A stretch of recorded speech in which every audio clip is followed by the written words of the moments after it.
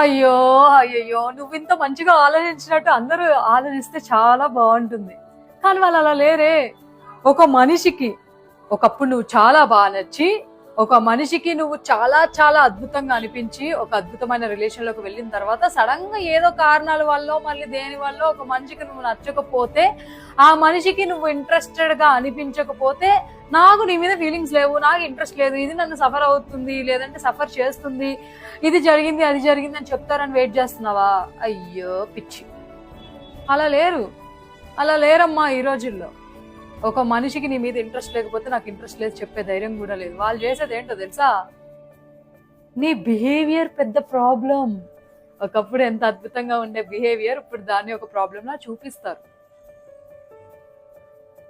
నిన్ను తప్పు పెట్టేసి నీ అందరు నువ్వు వదిలి వెళ్ళిపోయి పారిపోయేలా చేస్తారు.